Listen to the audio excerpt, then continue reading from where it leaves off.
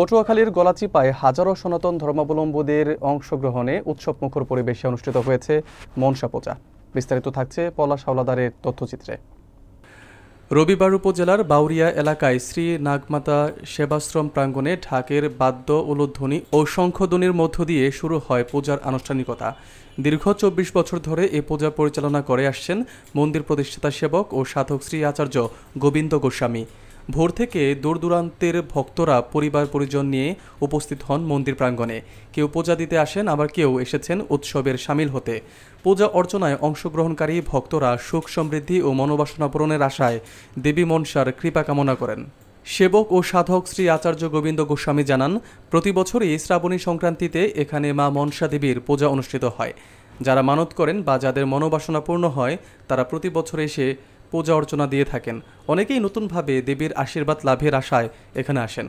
আজ অধিবাসীর মধ্য দিয়ে পূজার সূচনা হয় এবং পূজা অর্চনা শেষে দেবী মনসার বিসর্জনের মধ্য দিয়ে এ ধর্মীয় উৎসবের সমাপ্তি ঘটে।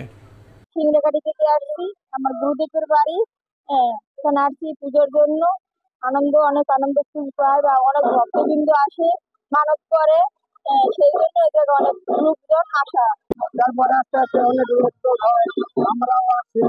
তারপরে মার কাছে মানত করি, অনেক পূজা দেওয়া হয়। প্রত্যেক বছরের ন্যায় এবছর অনেক লোকজন এবং এই আচার্য গোবিন্দ গোস্বামীর বাড়িতে অনেক ভক্তবৃন্দ, আমরাও অনেক দূর থেকে আসছি। এখানে সেবার ব্যবস্থা আছে, 2 বেলা প্রসাদের ব্যবস্থা আছে এবং অনেক লোকজন আসে। নমস্কার, আমি তো মাত্র পুরোহিত। এই মন্দিরের প্রতিষ্ঠাতা আমার বাবা, তবে বাবা প্রাত করেছেন, দেহত্যাগ করেছেন। এখন মন্দিরটা আমি পরিচালনা করি বা দায়িত্বে আছি। আমি শ্রী শ্রী আচার্য গোবিন্দ গোস্বামী, তবে এই আশ্রমের আমি দাস। শুধু কৃষ্ণ ভক্তগণ এবং মায়ের ভক্তেরা আমার এই আশ্রমে 24তম মা মনসা দেবীর পূজা হচ্ছে। তবে এখানে দূর দূরান্ত থেকে হাজারো হাজারো ভক্তদের সমাগম হয় এবং প্রতি বৎসরের ন্যায় বৎসরে এই মা মনসা দেবীর পূজা এই নাগমাতা সেবা আশ্রমে হচ্ছে। এই আশ্রমটা ভক্তদের অনুদানে চলে।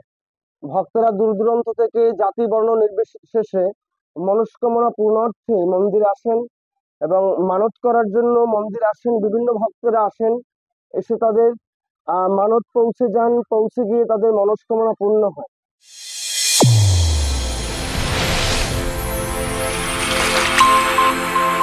চ্যানেল A1 হৃদয়ের স্পন্দন।